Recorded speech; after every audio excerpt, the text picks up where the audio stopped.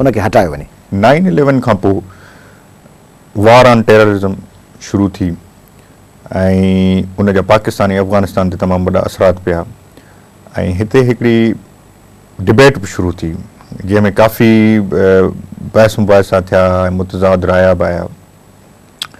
हिकिड़ो पासो उहो आहे, अॼु जंहिं सूरत हाल में असां बीठा आहियूं जेको मज़हब जे नाले में दहशतगर्दी थिए पई, रोज़ धमाका आहिनि। हिकिड़ो पासो आहे जेको ख़ासि तौर ते पंजाब जी राइट विंग या सिंध में या सरहद में राइट विंग जेको चाहे थो त ही मिलिट्री ऑपरेशन जेको इन्हनि जिहादियुनि जे ख़िलाफ़ु उहो बंदि थियणु घुरिजे ऐं अमेरिका इंटरफेयर न करे। ॿियो वरी लिबरल हिकिड़ो लॾो आहे जंहिंमें लेफ्टिस्ट बि काफ़ी आहिनि, उन्हनि जो ख़्वाहिश आहे त अमेरिका जो रोल हिते बहितर आहे, उहो हुअणु घुरिजे इन्हनि जिहादियुनि खे ख़तमु करण लाइ या दहशतगर्दनि खे ख़तमु करण लाइ, ऐं मिलिट्री ऑपरेशन बि ज़रूरी आहे ऐं थियणु घुरिजे। तव्हांजो छा ख़्यालु आहे? हाणे पहिरीं त आउं चाहींदुसि त हिन जे इशू खे एड्रेस कयो वञे। पहिरीं इहा ॻाल्हि सम्झी पोइ अॻिते वधिजे। त घर में आहे न त हीउ पुटु नथो पढ़े, पहिरीं सम्झणु खपे त हिन पुट खे चाचे या मामे या फलाणे ख़राबु कयो आहे, पोइ अॻिते वधिजे त इहो पुटु पढ़े छो कोन, फेल थियो छो आहे। तंहिंजे करे पहिरीं ॻाल्हि त इहा सम्झणु खपे त जेके बि तालिबान या इन क़िस्म जा जेके फैक्टर्स आहिनि या जेका मिलिटेंसी आहे, रिलीजियस मिलिटेंसी आहे, एक्सट्रीमिज़म आहे, उहो को पाकिस्तानी माण्हुनि पैदा कोन कयो आहे, लेफ्टिस्टनि या लिबरल या डेमोक्रेटिक फोर्सिस पैदा न कयो आहे, पीपल्स पार्टी या नवाज़ लीग पैदा न कयो आहे, अवामी तहरीक पैदा न कयो आहे। उनखे पैदा कयो आहे जनरल साहिबान, रिटायर्ड जनरल साहिबान ऐं उन वक़्त जे सर्विस में हूंदड़ जनरल साहिबान ऐं उन सां गॾु अमेरिका बहादुर। इन्हनि गॾिजी इहा शइ ठाही। उहो जिन बोतल मां निकिरी वियो, उनजे कब्ज़े मां निकिरी वियो, उन्हनि जे ख़िलाफ़ु इस्तेमालु थियो। तंहिंजे करे ज़िम्मेदार उहे आहिनि, पाकिस्तान जो अवाम ज़िम्मेदार न आहे। ॿी ॻाल्हि त इहा जेका एक्सट्रीमिज़म आहे, जेका सुसाइडल बॉम्बिंग आहे, उहा जिते बि थिए थी, सरहद में थिए, पेशावर, लाहौर, किथे बि कराची, उहा असीं पाण ते हमिलो सम्झूं था। सिंध जा माण्हू उहे सम्झनि था त जेको आम ग़रीब फ़ौजी सिपाही शहीद थो थिए ऐं पुलिस वारो शहीद थो थिए, उहे बि असांजा भाउर आहिनि। कहिड़ी ॿोली ॻाल्हाइनि, पंजाबी ॻाल्हाइनि, उर्दू ॻाल्हाइनि, सिंधी, पश्तो, बलोची, सराइकी, उहे असांजा भाउर आहिनि। तंहिंजे करे जेको बि मासूम फ़ौजी रस्ते ते चौकी ते बीठो आहे, कंबाइंड मिलिट्री हॉस्पिटल जे साम्हूं, या पुलिस वारो बीठो आहे लाहौर जेके चौक ते ऐं ख़ुदकश बमबार जो शिकार थिए थो, असांजो भाउ आहे। ऐं ख़ुदकश बमबारनि खे जेको ॿुधायो वियो आहे त तव्हांखे जन्नत जी पर्ची मिलंदी, उन्हनि खे मिसगाइड कयो पियो वञे। पंहिंजे भाउरनि खे ज़ोर था ॾियनि, मुस्लमान भाउरनि खे, ऐं चवंदो मुस्लमान भाउरनि खे बि, पाकिस्तानी भाउरनि खे बि, पर उन सां गॾु हिकिड़े इंसान खे नुक़सानु पहुचाइणु। उहो इंसानु अमेरिकन हुजे या जर्मन या जैपनीज़ हुजे या चाइनीज़ हुजे, कंहिं बि इंसान खे जंहिंजो वास्तो ई न हुजे जंग में, उनखे ख़ुदकश बमबार उॾाए उनजी मज़म्मत थियणु खपे। पर उन सां गॾु मज़म्मत उन्हनि जी बि थियणु खपे जिन लाल मस्जिद में नंढड़ियूं ॿारड़ियूं पढ़ियूं पिए ऐं उन्हनि जूं चीचूं ऐं उन चोटियुनि जा जेके वारनि जा हुआ हिसा से बम ऐं ब्लास्ट्स खां पोइ लधा। मुशरफ साहब जेका लाल मस्जिद ते, लाल मस्जिद में उन्हनि मौलवी साहबनि खे अॻु में ई उन्हनि ते लीगल एक्शन थियणु खपंदो, उन्हनि खे हथियार गॾु करणु छो ॾिना विया।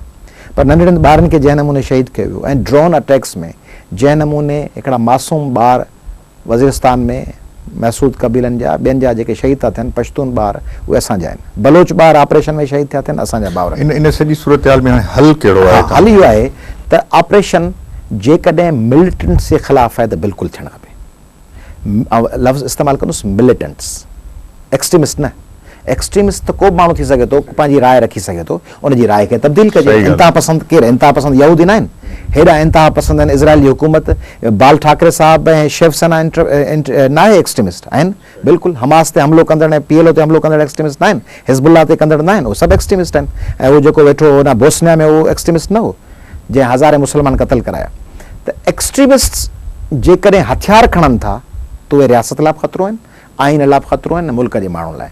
जेको एक्सट्रीमिस्ट पंहिंजी राय जो इज़हार पियो करे, उन जे मथां ऑपरेशन न थियणु खपे, जेको ज़बान सां ज़ाहिर करे थो। जेको हथियार खणी रियासत जी रिठ खे ऐं माण्हुनि जे राइट्स खे चैलेंज थो करे, उन ते पाकिस्तानी फ़ौज जे करे ऑपरेशन करे थी।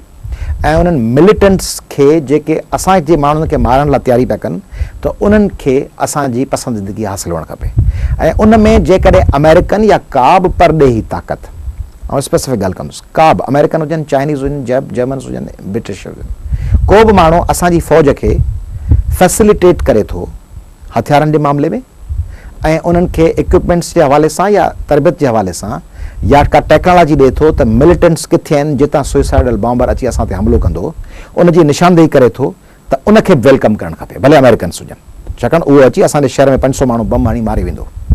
पर मूं जीअं चयो त इंतिहा पसंदि आहे फलाणो, उनजी फलाणे जी राय आहे ऐं उहो पछतो ॻाल्हाईंदड़ आहे या बलोची ॻाल्हाईंदड़ आहे, उनखे निशानो बनायो वञे, इन ॻाल्हि जी असीं मज़म्मत था कयूं। अमेरिकन इमदाद इन जे लाइ त पाकिस्तान जा माण्हू तरक़ी कनि फर्स्ट क्लास, जीअं कैरी लूगर आहे, पर अमेरिकन इमदाद इन लाइ त उन मां इस्लामाबाद, लाहौर ऐं कराची में कुझु सरकारी इदारा, कुझु NGOs ईंदा, उहे पंहिंजा भब भरींदा, उन्हनि मां उन्हनि जा मसइला हल थींदा, ऐं सिंधी सराइकी ऐं बलोच इलाइक़नि खे कुझु कोन मिलंदो, न इंडस्ट्री लॻंदी, न अस्पताल ठहंदी, न फैक्ट्री लॻंदी, त पोइ उहा इमदाद असांजे कहिड़े कम जी, उहा मदद कहिड़े कम जी? तंहिंजे करे operation against militants yes, operation against general population, against innocent people no. Sindh में हिकिड़ी ॿी जमायत आहे MQM जेका क्लेम करे थी सियासी जमायत, ऐं उन ते तमामु घणा सुवाल आहिनि। तव्हां उन जो रोल सिंध जी सियासत में कीअं था ॾिसो? ऐं ॿियो ख़ासि तौर ते मुंहिंजो इन सां एडिशनल सुवाल इहो हूंदो त कराचीअ जे हवाले सां तव्हां बीइंग प्रेसिडेंट ऑफ अवामी तहरीक, तव्हांजो मुस्तक़बिल में हिकमत अमली छा आहे? मुंहिंजी हिकिड़ी पार्टी जी पॉलिसी आहे, उहा पार्टी पॉलिसी ठाहींदी असांजी मरकज़ी कमेटी ऐं असांजी जनरल काउंसिल अवामी तहरीक जी।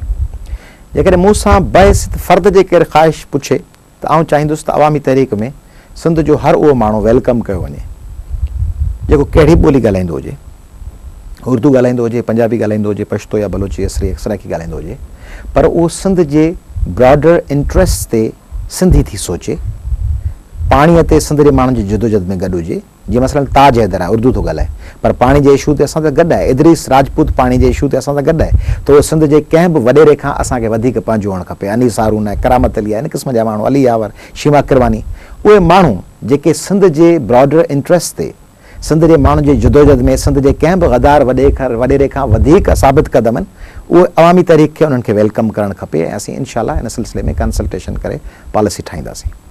MQM जे हवाले सां, MQM जेकॾहिं साफ़ सुथरी पॉलिटिक्स ज़रिए किन कॉन्स्टिट्यूएंसीज़ में धांधलियुनि खां सवाइ, दबाव खां सवाइ वोट खणी अचे थी, उन इलाइक़े जी रिप्रेज़ेंटेटिव आहे। पर जेका मनोवरिंग थिए थी, उतां खटणो को ॿियो उमेदवार हो ऐं हिकिड़ी आख़िरी लम्हे में रिज़ल्ट तब्दील थी, उतां MQM जो कैंडिडेट अचे थो, त उनखे वरी उन हैसियत सां ॾिसणु खपे। MQM ते सिंध जे माण्हुनि जो इलाही मयारूं आहिनि माज़ीअ में, उन्हनि मयारनि खे दूरि कयो वञे। सिंध जे माण्हुनि जा हज़ारे घर अञा ताईं कब्ज़े में आहिनि, हैदराबाद में, कराची में, प्रॉपर्टीज़ उहे वापसि थियनि। जेके माण्हू law and order J issues में मुलविस रहिया आहिनि, माज़ी में केसिस आहिनि, उहे केसिस जेके विथड्रॉ थियल आहिनि उहे रेस्टोर थियनि ऐं उन्हनि ते मुक़दमो हले, पोइ अदालतूं फ़ैसिलो कनि, ऐं टेररिस्ट फैक्टर खे उन्हनि खे पाण खां एक्सक्लूड कयो वञे। का बि MQM या का बि पॉलिटिकल पार्टी जंहिंमें बि का टेररिस्ट एलिगेशन हुजे या हुजे, उहो एक्सक्लूड थिए, ऐं उन खां पोइ रुगो ईअं शाइस्ता आलमाणी वांगुरु बयान न त अकबर बुगटी मदद लाइ अचूं था, शाइस्ता आलमाणी ते अलॻि था थियूं, ऐं तइलीमी इदारनि में सिंध जे माण्हुनि खे 80% या 70% नुमाइंदगी मिले, कराची में मल्टीनेशनल कंपनियुनि में, कॉर्पोरेट सेक्टर में मिले, ऐं सिंध जी बजट रुगो कराची ऐं हैदराबाद लाइ ज़िले नाज़मनि लाइ न वञे, सॼी सिंध खे मिले, ऐं KESC ऐं वॾनि इदारनि में सिंध जे माण्हुनि खे रोज़गार मिले, ऐं पॉलिसी रुगो हिकिड़े ई राति जो हिकिड़ो बयानु ऐं सुबुह जो ॿियो बयानु, ऐं राति जो चवनि भाईजान गॾु आहियूं, ऐं सुबुह जो चवणु त नेक नियती सां तव्हांखे क़ुर्बानी ॾियण जो मशवरो था ॾियूं, एंड टाइम वारो, इहा पॉलिसी तब्दील थिए त पोइ अवामी तहरीक ऐं सॼा सिंध जा माण्हू पंहिंजी पॉलिटिकल जेका उन्हनि जी माज़ीअ जी कंसिडरेशन आहे उनखे वरी रिकंसिडर करे सघनि था, ऐं पंहिंजी राय खे हिकु दफ़ो वरी ॿिए हवाले सां जोड़ण जी कोशिशि करे सघनि था।